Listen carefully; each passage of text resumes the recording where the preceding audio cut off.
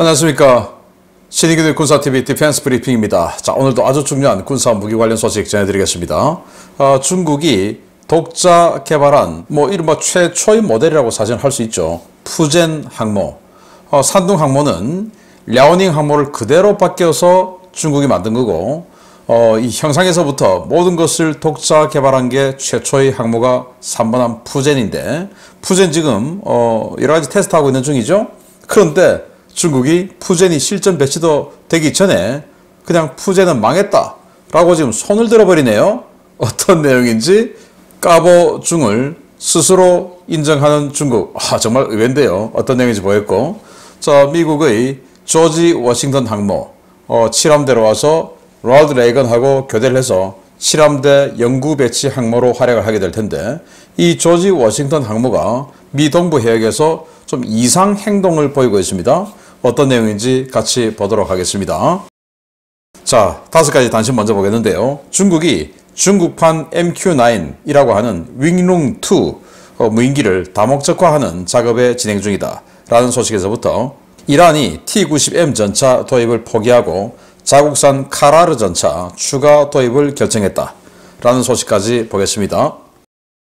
중국이 중국판 MQ-9으로 선전하고 있는 윙룽2 중고도 드론을 다목적화하고 있다는 소식입니다.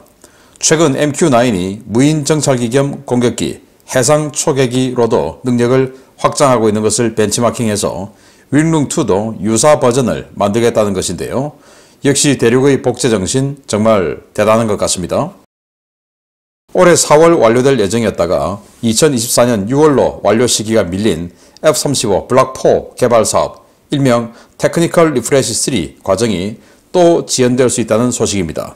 미 하원 군사위원회가 내년 6월 이후로 밀릴 수 있는 TR3 프로그램에 대해 문제를 제기하며 미 국방부와 록히드 마틴의 해결책 제시를 요구하고 나섰습니다. 러시아가 이번 전쟁에서 처음으로 미국제 M2A2 ODS 브래들리 보병 전투장갑차를 노획하는 데 성공했다고 밝혔습니다. 전방 장갑 일부가 파손되긴 했지만 작동에는 아무 문제가 없다는 것이 러시아 측 주장인데요. 러시아는 이 장갑차를 모스크바로 옮겨 본격적인 분석 작업에 들어갈 예정이라고 밝혔습니다.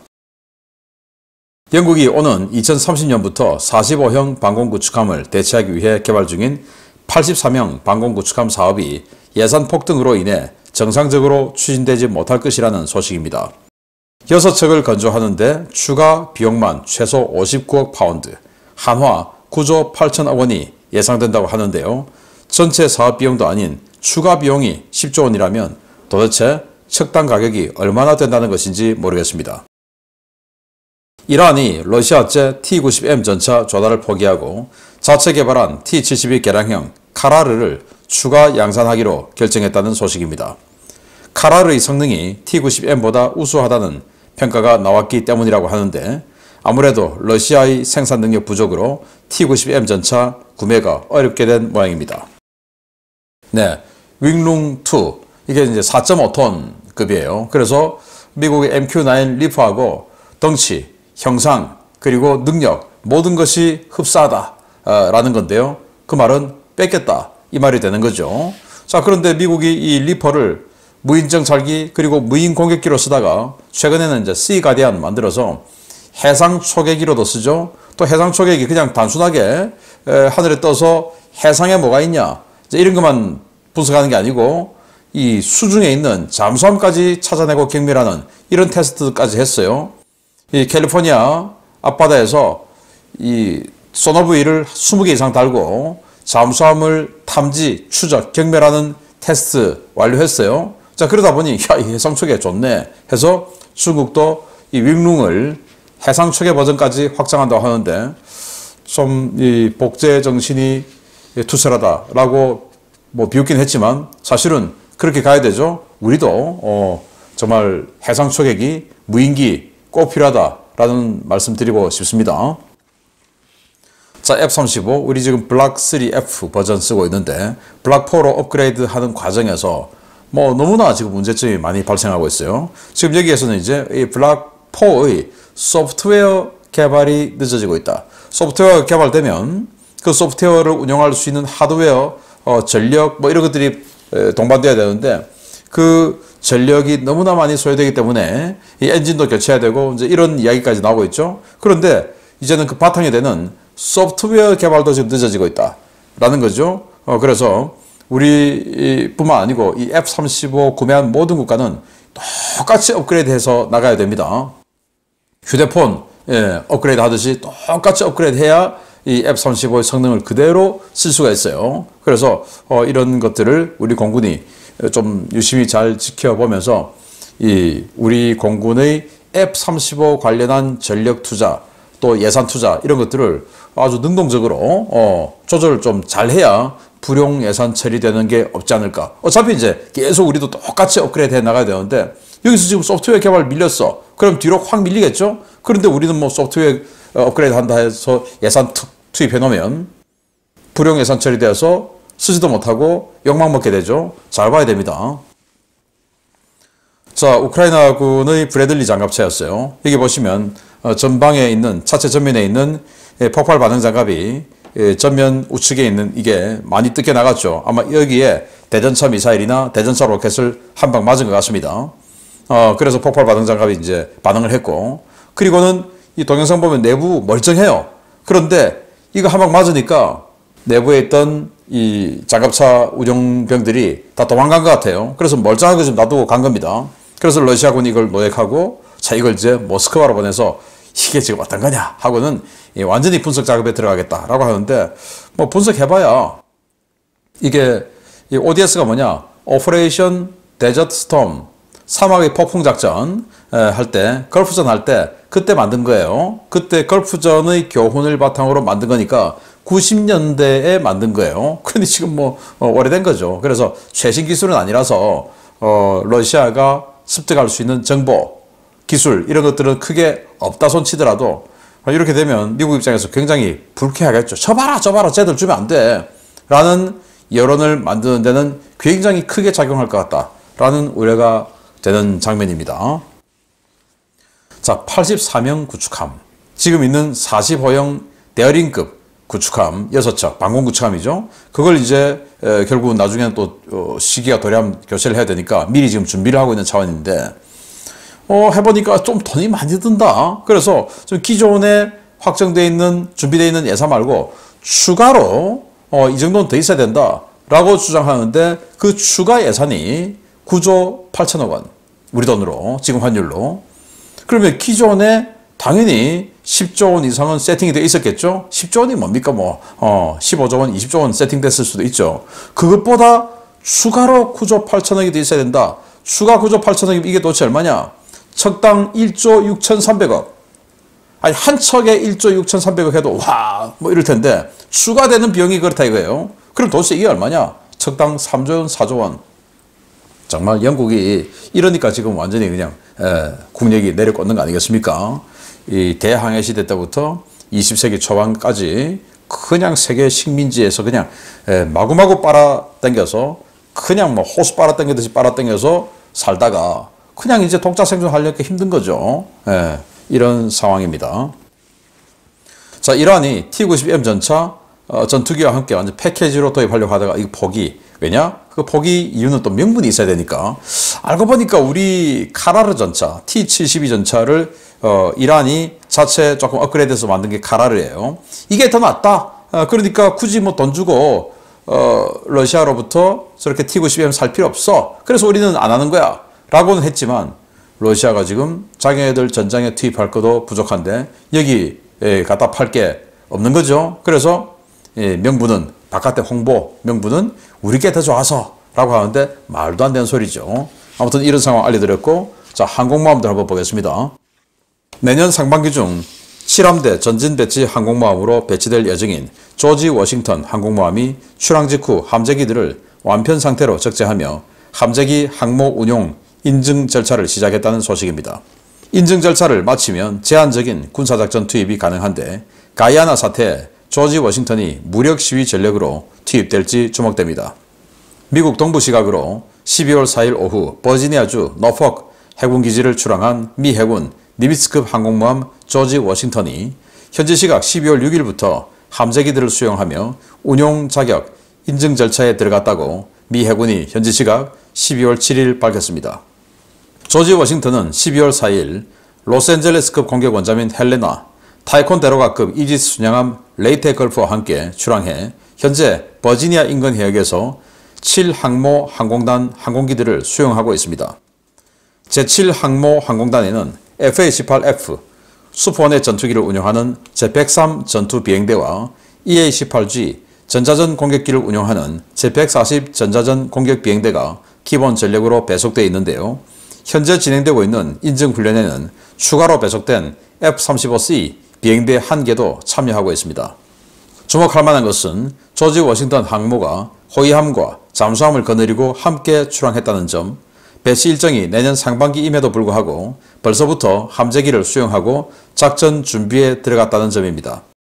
일각에서는 이번 움직임이 최근 가야나와 베네수엘라 사이에 발생한 영토 분쟁에 대한 대응 차원에서 조지 워싱턴 항모전단이 무력 시위에 나설 가능성도 제기하고 있는데요. 현재 대서양 서부 지역에서 미국이 당장 실전에 투입할 수 있는 전력이 조지 워싱턴 항모뿐이어서 이 같은 관측은 상당한 힘을 받고 있습니다. 조지 워싱턴 항모가 남미 사태에 개입할 경우 내년 상반기로 예정된 7함대 항모 교체 일정은 다소 늦춰질 가능성이 있는데요. 대부분의 국제 문제에 항상 좌심만 해왔던 바이든 행정부가 정말 남미에 항모를 투입할지 계속 지켜봐야겠습니다. 네, 슈퍼원의 전투기 1개 비행대 그리고 그라울러 전자전 공격기 1개 비행대가 배치되어 있는 7항모 항공단이 조지 워싱턴에 탑재하고 있다라는 겁니다. 그러면서 그것뿐만 아니고 이 F-35 1개 비행대도 같이 탑승했다라는 거예요. 자, 이게 뭐냐? 바로 그냥 지금 작전 들어갈 수 있는 준비를 하고 있다는 건데, 원래 항모라는 게 일단 휴식을 합니다. 작전 마치고 휴식하죠. 이 조지 워싱턴은 지금 수년간 원자로 교체 작업을 해서 막 이제 나왔는데 어쨌든 이제 정비하고 그리고 다시 작전에 나오려고 하면은 정비했으니까 시운전을 하게 되죠. 이것도 이제 시운전하고 그리고 시운전 다 마쳤으면 이제 배는 이 항모 자체는 이제 움직일 수 있어. 작전 다 할 수 있어. 자, 그러면 항모라는 게 항공기를 움직이는 모함이기 때문에 자, 그럼 항공기하고 손발 맞춰보자. 항공기와 해서 이제 항공기하고 손발 맞춰보고 자, 그럼 됐네. 오케이. 그러면 이제 군함들, 호위함들과 그리고 이제 호위함들하고 연합작전에서 호위함이 호위하고 밑에 잠수함이 이제 호위하고 이런 손발 맞춰보고 오케이 됐어. 자, 그럼 들어가 휴식 하고는 이제 집에도 좀 갔다 오고 외출 예방도 하고 그리고 휴식해서 오케이 끝났지 이제 가자 해서 이제 장기 작전에 들어가는 거거든요. 그런데 여기는 지금 그 항공기 인증 작업을 하는데 이미 호위함과 호위 잠수함까지 붙었다는 거예요. 그러면 항공기 인증 작업 마치면서 또 인증 작업하면서 호위함과 호위 잠수함하고 그 함대 손발 맞춰보는 거 동시에 진행하는 거죠. 그리고는 급할 때는 어떻게 하냐. 이런 상황 같은 경우는 함대 전력사령부가 자기네들이 이제 다 이런 과정을 거쳐서 자, 이제 휴식, 지금 가서 6개월 동안 원정 작전 해야 되니까 자, 손발은 다 맞췄으니까 일단 휴식하고 와. 그래서 한 보름에서 한 달 휴식하고 그리고 태워서 한 달 나가는데 이제 7함대에 와 있는 로널드 레이건 같은 경우는 뭐 그냥 여기는 자기 작전 구역이 정해져 있으니까 로널드 레이건은 작전을 할 때 이런 식으로 나와요. 자, 휴식했지? 자, 이제 나간다. 자, 그러면 비행기들 와서 바로 그냥 세팅해. 자기네들은 이미 손 다 맞아져 있으니까. 그런데 이거 지금 로널드 레이건처럼 지금 하고 있는 거예요. 그거 어디 가냐? 바로 작전한다는 겁니다. 자, 그러면 지금 원래 예정은 현재 여기 내년 봄에 7함대로 와서 로널드 레이건하고 교체를 해서 이제 7함대 연구 배치 항모가 되려고 했는데 지금 갑자기 시기를 몇 달 당겨서 벌써 지금 이 출항 바로 작전 배치 단계에 들어가 있다. 이 말은 가야나로 간다라는 건데 그럼 뭐 할까? 지금 가야나에 베네수엘라가 우리 한반도 대한민국 영토의 1.5배에 달하는 그 영토를 강제 병합하는 선언을 했죠. 그리고 거기에는 정말 어마어마한 석유가 묻혀 있고 그게 발견됐죠. 그리고 여기에는 미국의 이권이 뭐 엑소모빌 등 미국의 이권이 절반 이상 있는 거 아니겠습니까? 그거 이제 지키러 가야 되죠. 근데 무력 시위만 한다면 우리 뭐 한반도 주변에도 무력 시위하러 미 항모 많이 오는데 김정은이 겁 안 내죠. 그래서 무력 시위만 하면 베네수엘라가 겁을 낼까? 가서 때려버려야 겁을 내겠죠?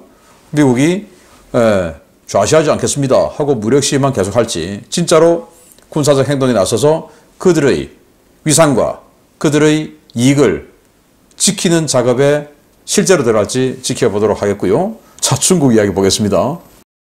중국이 최근 시운전 준비가 한창 진행되고 있는 공공사명 항공모함에 여러 문제가 있다는 판단을 하고 있는 모양입니다.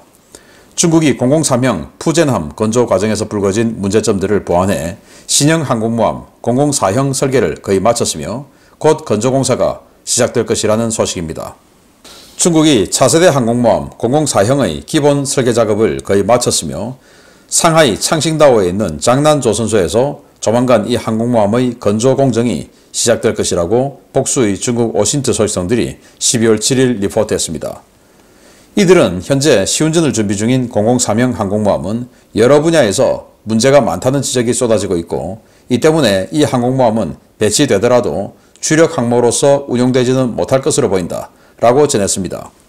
이들은 공공사명 항공모함에서 가장 큰 문제로 거론되는 것은 갑판의 길이와 동력 계통에 있다고 전했는데요. 이는 중국이 개발한 이멀스 즉 전자기식 사출기 최근 사출 실험에서 예상보다 성능이 떨어지는 것으로 평가됐다는 한간의 소문에 대한 방증으로 풀이됩니다.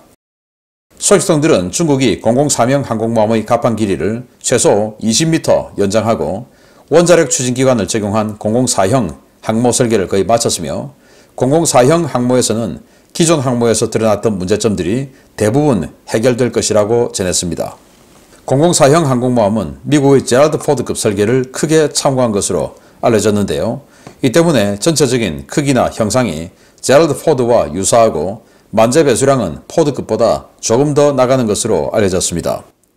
중국이 내년부터 이 신형 항공모함 건조에 착수하면 전력화는 2030년대 초반이 될 것으로 보이는데요.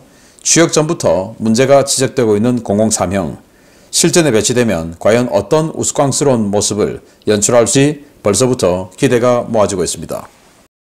네, 여기 무슨 박물관에 있는 모급이죠. 19번, 이게 공공사형이다 라는 건데 이거하고 똑같이 나오는 건 뭐 장담할 수 없습니다. 자, 공공사명 푸젠함 좀 만들었죠. 그래서 푸젠함이 얼마 전에 예인선에 끌려 나와서 바다로 살짝 나와서 사출 실험했어요. 그래서 사출기를 쑥 쏴가지고 이 앞에 퐁당 뭔가가 빠졌어요. 아주 보이죠?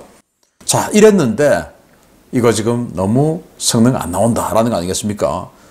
그럴 수밖에 없는 게 이 푸젠함에 들어가는 동력이 랴오닝함, 산둥함에 들어가는 바로 그 증기 보일러 그거 똑같은 거 들어가는데 그걸 이제 자기네들은 개선해서 15%를 효율을 증가시켰다라고 하는데 아니 15%?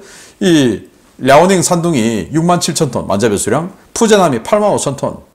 그러면 똑같은 덩치에서 15% 능력이 향상됐으면 이거 이제 에너지가 더 많은 상태가 되죠. 그 에너지를 바탕으로 엄청난 전력을 소유하는 이멀스 전자기식 사출기를 쏘는 이 전력으로 사용할 수 있는데 67,000톤짜리를 85,000톤으로 덩치를 훨씬 키우고 나서 동력은 그냥 뭐 1960년대 70년대 스타일의 증기 보일러를 그대로 갖다 쓰면서 15%만 증액시켰다. 67,000톤에서 15%.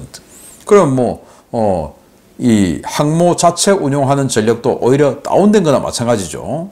그런데다가 전자기식 사출기를 쓴다. 이러면 엄청난 전기를 이 파워를 가지고 확 쏘아서 20톤짜리, 30톤짜리 전투기를 쏘아 올려야 되는 이 전력을 빨리 재충전해서 또 다음 전투기 띄우고 뭐 이래야 되는데 전기 보일러 가지고 되겠습니까? 그래서 해보니까 야 제대로 못 간다. 또 사출기가 이 이멀스가 제대로 또 성능이 안 나왔다. 그리고 전기가 제대로 공급이 안 된다. 이런 거 아니겠습니까? 그래서 갑판 한 20m 더 연장해. 이게 지금 325m인데 이거보다 20m 더 연장하면 와 350m 된다는 거죠. 자, 그래서 차세대 항공모함 004형 CG가 이건데 엄청나게 더 크게 해서 전기 제대로 생산 안 되니까 원자력으로 만들고 하겠다라는 건데. 자, 그리고 최근에 여러분들 보도 보셨는지 모르겠는데 중국이 원자력 추진 상선을 만든다라고 했는데 그게 아마 이 항모에 들어가는 이 원자로 그걸 미리 테스트하는 게 아닌가. 쇠빙선 가지고 다 하죠. 근데 쇠빙선은 너무 덩치가 작으니까 항모하고는 또 안 맞죠.